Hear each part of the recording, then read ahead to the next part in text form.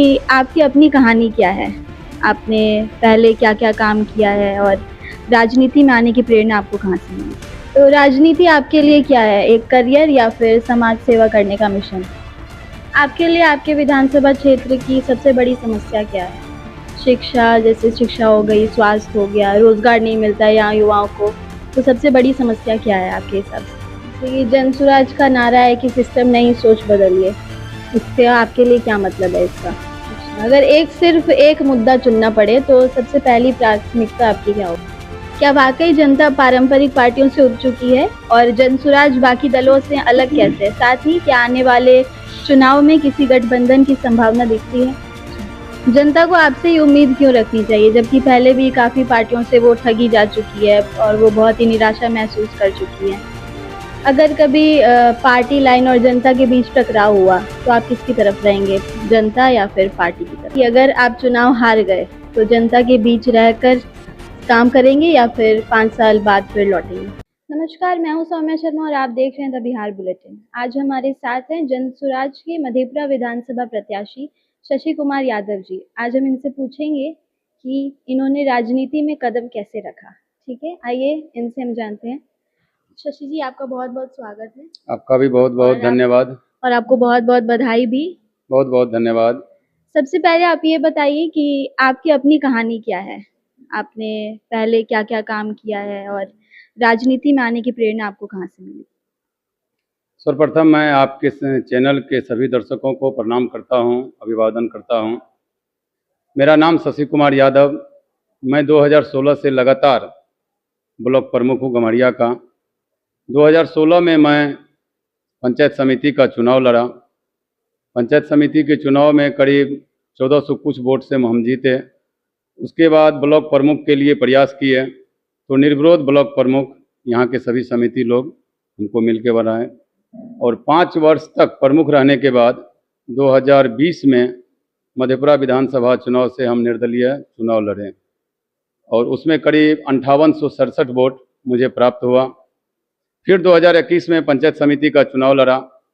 पिछले बार जितना वोट मुझे आया था उससे 150 वोट ज़्यादा पंचायत समिति में आया और फिर मैं दोबारा गम्हरिया ब्लॉक का प्रमुख बना, जो आज तक मैं हूँ। मैं प्रशांत जी के विचार से प्रभावित होकर, प्रशांत जी का यात्रा जब मुजफ्फरपुर में चल रहा था तब मैं जाके प्रशांत जी से वहाँ हम मिले। मिलने के बाद हम दोनों में बातचीत हुई और एक ही बात हुई कि भैया कभी भी किसी भी प्रकार से किसी पार्टी से कोई समझौता नहीं होगा। प्रशांत जी बोले, जो प्रमुख जी आप निश्चिंत रहिए, हम एक विचारधारा को लेके आए हैं। यदि किसी भी पार्टी से किसी भी प्रकार का समझौता कर लेंगे तो फिर तो हमारा कोई विचारधारा नहीं होगा। हम बोले भैया मेरा भी यही विचारधारा है कि आज तक हम कोई भी पार्टी ज्वाइन नहीं किए हैं, कि इसीलिए कि यहाँ पे लोगों को लगता है कि हमारा ये पार्टी है, हमारा वो पार्टी है, और जब आप गौर से देखेंगे तो किसी भी पार्टी का कोई सिद्धांत और कोई विचारधारा नहीं है। और मेरा मानना है कि राजनीति में बिना सिद्धांत और बिना विचारधारा का कुछ भी संभव नहीं है। तो प्रशांत जी के विचारधारा से प्रभावित होकर, जनसुराज के विचारधारा से प्रभावित होकर हम जनसुराज ज्वाइन किए और 2 अक्टूबर 2024 को जब पार्टी का गठन हुआ तो पार्टी में हम संस्थापक सदस्य हैं रहे और प्रशांत जी और जनसुराज के माननीय अध्यक्ष जी हमको उसमें बड़ी जिम्मेदारी दिए और राज्य में कोर कमेटी सदस्य बनाए, जो कि मैं आज तक हूँ। आज मुझे टिकट मिला है, इसके लिए मैं प्रशांत किशोर जी को, माननीय राष्ट्रीय अध्यक्ष जी को, प्रदेश अध्यक्ष जी को, संगठन महासचिव जी को और हमारे जिला के अध्यक्ष और हमारे संगठन के जितने भी पदाधिकारी हैं सबका मैं हार्दिक अभिनंदन करता हूं, उनका मैं आभार प्रकट करता हूं। क्योंकि देखिए है क्या कि और पार्टी और हमारे पार्टी में अंतर क्या है। हमारे यहाँ निचले स्तर से लेके ऊपर के स्तर तक, प्रखंड स्तर पर जो पदाधिकारी हैं, जिला स्तर पर जो पदाधिकारी हैं, उनसे पहले राय विचार लिया गया जो टिकट का बंटवारा कैसे हुआ, कैसे होगा। उसके बाद टेलीफोन के माध्यम से, सर्वे के माध्यम से ये करने के बाद तब ये टिकट फाइनल हुआ। और हम लोगों के बीच जितने भी जनसुराज के उम्मीदवार थे, हम लोग यहाँ 4 उम्मीदवार थे, गजेंद्र जी, सुनील कुमार सुमन जी, ललन जी और मैं।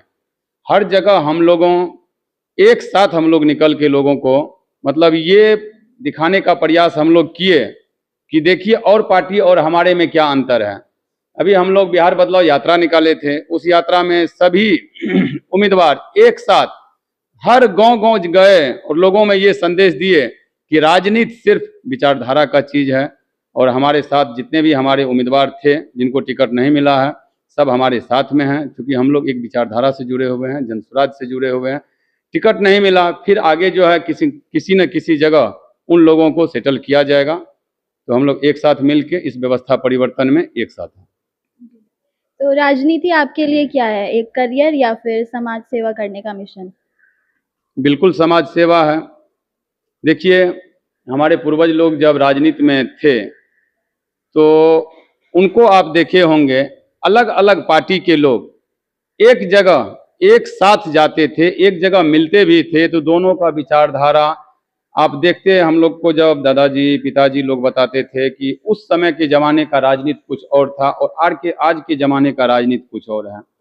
आज एक पार्टी में 10 प्रत्याशी होते हैं तो 10 एक जगह बैठते भी नहीं हैं। इसी चीज को हम लोग बदलने के लिए यहाँ पे आए हैं कि राजनीति को सिर्फ और सिर्फ सेवा बनाइए।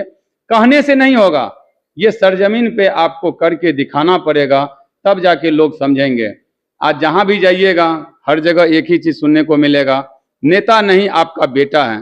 तो भैया बेटा का फर्ज आपको निभाना पड़ेगा। बेटा का फर्ज आप कैसे निभाएंगे?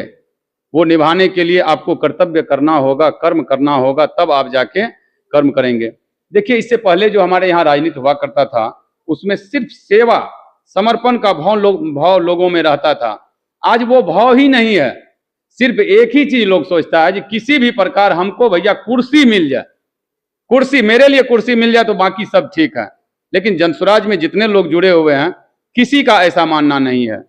कुर्सी मिले ना मिले वो सेवा करते रहेगा। आप देखे होंगे प्रशांत जी बोले हैं कि 243 विधायक बनने से ये बिहार नहीं सुधरेगा। बिहार तब सुधरेगा जब बिहार का लोग जगेंगे, अपने अधिकार को समझेंगे, तब जाके बिहार सुधरेगा। तो हम लोग का अभियान वही है जो बिहार को जगाने का है, समझाने का है, बुझाने का है। और जिस दिन लोग समझ जाएंगे उनको अपना अधिकार मिल जाएगा। आपके लिए आपके विधानसभा क्षेत्र की सबसे बड़ी समस्या क्या है? शिक्षा, जैसे शिक्षा हो गई, स्वास्थ्य हो गया, रोजगार नहीं मिलता है यहाँ युवाओं को, तो सबसे बड़ी समस्या क्या है आपके हिसाब से? सबसे बड़ी समस्या तो पूरे बिहार का है, बिहार के साथ साथ हमारे विधानसभा का भी है, जो पलायन का समस्या। आप देखे होंगे लॉकडाउन के टाइम में किस प्रकार हमारा लोग पैदल दिल्ली, पंजाब, हरियाणा से गांव घर आने के लिए मजबूर थे। इतनी बड़ी त्रासदी देखने के बावजूद भी सरकार का ध्यान उस और आकर्षित नहीं हुआ कि हमारे लोग किस तरह से दूसरे राज्यों में रहते हैं। आप देखिए, आप जब देखिएगा उन लोग का दुर्दशा देखिएगा, जब बाहर में वो हमारे लोग रहते हैं तो एक कमरा में 10-10, 15-15 आदमी रहते हैं, सिर्फ इसलिए कि हम कमा के घर भेजेंगे तो उससे हमारा परिवार चलेगा। तो पहला मुद्दा हम लोगों का है पलायन रुकना चाहिए। ये सबसे बड़ी समस्या इस बिहार की समस्या है, मधेपुरा जिला की समस्या है। और हमारे यहाँ एक सबसे बड़ी समस्या है वो जल जमाव की समस्या है। क्योंकि बिहार कृषि प्रधान राज्य है, हमारा भी क्षेत्र कृषि प्रधान राज्य है। यहाँ पे हजारों एकड़ फसल जल जमा होने की समस्या से वो बर्बाद हो जाती है। हम लोग का ये दूसरा सबसे बड़ा चीज है कि सरकार बनते ही जल का निकासी कैसे हो। तीसरा आप देख लीजिए बिहार में जो स्वास्थ्य की व्यवस्था है कैसे बदहाल है। आपको इंफ्रास्ट्रक्चर देखने को मिलेगा, लेकिन उस इंफ्रास्ट्रक्चर के अंदर जाइएगा, देखिए हमारे यहाँ मेडिकल कॉलेज है, उस मेडिकल कॉलेज में अंदर में कुछ नहीं है, व्यवस्था के नाम पे शून्य है। व्यवस्था के नाम पे सिर्फ वहां से लोगों को रेफर किया जाता है डीएमसीएच, पीएमसीएच, आईजीएमएस। जब इतनी बड़ी अस्पताल यहाँ पे बनी है तो यहाँ पे लोगों को समुचित सुविधा मिलना चाहिए यहाँ पे, जिसकी सबसे बड़ी कमी है यहाँ पे। जैसे कि जनसुराज का नारा है कि सिस्टम नहीं सोच बदलिए, इससे आपके लिए क्या मतलब है इसका? निश्चित रूप से हम लोग देखिए, हम लोग कहते हैं सही लोग सही सोच सामूहिक प्रयास। और पार्टी और हमारे पार्टी में यही अंतर है। बाकी पार्टी वाले कहते हैं कि आप हमको चुन लीजिए, हम आपकी व्यवस्था को ठीक कर देंगे। लेकिन जनसुराज वाले ये नहीं बोलते हैं। जनसुराज वाले बोलते हैं कि सही लोग सही सोच सामूहिक प्रयास। हम सब मिलकर जब प्रयास करेंगे तब ये व्यवस्था बदलेगी। हम लोग बार बार बोलते हैं समाज जैसा होगा वैसा लोग मिलेगा। इसी समाज से कोई न कोई आदमी नेता बनते हैं, अधिकारी बनते हैं, पदाधिकारी बनते हैं। जैसा समाज होगा वैसा अधिकारी मिलेगा, जैसा समाज होगा वैसा पदाधिकारी मिलेगा, जैसा समाज होगा वैसा नेता मिलेगा। इसीलिए हम लोग का जो अभियान था ये, प्रशांत जी जो 5500 गांव पैदल चले, तो सही लोगों को वहां से निकालने के लिए चले कि वो लोग वहां से निकल के आएंगे तब जाके ये व्यवस्था परिवर्तन होगा। यही हम लोगों का अभियान है। अच्छा, अगर सिर्फ एक मुद्दा चुनना पड़े तो सबसे पहली प्राथमिकता आपकी क्या होगी? पलायन की। अच्छा, तो इसके पीछे मतलब काफी योजनाएं चल रही है आपकी पलायन रोकने को लेकर? निश्चित तौर पे आप देखेंगे कि हम लोग का जब मैनिफेस्टो आएगा तो मैनिफेस्टो में आप देखेंगे प्रशांत जी 82 देश में सर्वे करवाए हैं। जिस देश का जनसंख्या अधिक है वो कैसे विकास किए हैं, जिस देश का जनसंख्या कम है वो कैसे विकास किए हैं, जहां संसाधन कम है वो कैसे विकास किए हैं, ये सर्वे करवा के हम लोग, और सारा कुछ इस बिहार में हम लोग का जो मैनिफेस्टो आएगा तो आप उसमें देखेंगे। और हम लोग बोले हैं कि जनसुराज की सरकार बनते ही सर्वप्रथम एक काम, जो पहला काम आपको है, ये काम आपका हो जाएगा, वो है पलायन आपका बंद हो जाएगा। 10 से 15 हजार रुपया के लिए मजबूरी में किसी आदमी को दिल्ली, पंजाब, हरियाणा ना जाना पड़े, ये व्यवस्था हम लोग इस बिहार में करेंगे। पहला काम करेंगे तो ये करेंगे। क्या वाकई जनता पारंपरिक पार्टियों से उब चुकी है और जनसुराज बाकी दलों से अलग कैसे है? साथ ही क्या आने वाले चुनाव में किसी गठबंधन की संभावना दिखती है? अभी तक जितना भी पार्टी आप देखे हैं वो पार्टी मूल रूप से जाति, धर्म, मजहब, संप्रदाय के आधार पे बना हुआ है। हम लोग जो जनसुराज बनाए हैं इसका मूल थीम इंसानियत और मानवता के आधार पे है। ये राजनीतिक पार्टी वाले समाज को हिंदू, मुसलमान, अगरा, पिछड़ा, पिछड़ा, अति पिछड़ा, दलित, महादलित में जो बांट दिया है, इस खाई को जनसुराज समाप्त करके समाज में इंसानियत के आधार पे, मानवता के आधार पे, भाईचारा के आधार पे, सद्भाव के आधार पे समाज एक कैसे हो, हम लोग इस काम में लगे हुए हैं। बाकी पार्टी इस काम में लगी हुई है कि मेरी जाति मेरी पार्टी, उस आधार पे लगी हुई है। इस आधार पे जनसुराज बाकी पार्टियों से बिल्कुल अलग है। जनता को आपसे ही उम्मीद क्यों रखनी चाहिए, जबकि पहले भी काफी पार्टियों से वो ठगी जा चुकी है और वो बहुत ही निराशा महसूस कर चुकी है? देखिए, प्रशांत किशोर जी जनसुराज वाले शुरू से ये चीज बोलते हैं कि हमसे उम्मीद मत रखिए। एक प्रशांत किशोर जी क्या 1000 प्रशांत किशोर जी आ जाएंगे तब व्यवस्था नहीं बदलेगी। व्यवस्था तब बदलेगी जब यहाँ के लोग बदलेंगे। यहाँ के लोग जब सोचेंगे जो व्यवस्था बदलना चाहिए, उस दिन व्यवस्था बदल जाएगी। बाकी पार्टी वाले ये बोलते हैं कि भैया हमको चुन लो, हम आएंगे तुम्हारा व्यवस्था बदल देंगे। लेकिन हम लोग ये कहाँ बोलते हैं, हम लोग ये बोलते हैं कि हम लोग मिल के जो व्यवस्था बनाएंगे तब जाके आपका भला होगा। आप एक बात समझिए, इस व्यवस्था में लोगों ने अच्छे से अच्छे लोगों को भी बैठा के दिखाया। मुख्यमंत्री के तौर पे कर्पूरी ठाकुर जैसा ईमानदार मुख्यमंत्री मिला, गुलजारी लाल नंदा जैसा ईमानदार प्रधानमंत्री मिला, लाल बहादुर शास्त्री जैसा ईमानदार प्रधानमंत्री मिला, और अब्दुल कलाम साहब जैसा ईमानदार राष्ट्रपति मिला। फिर भी व्यवस्था ये नहीं बदली।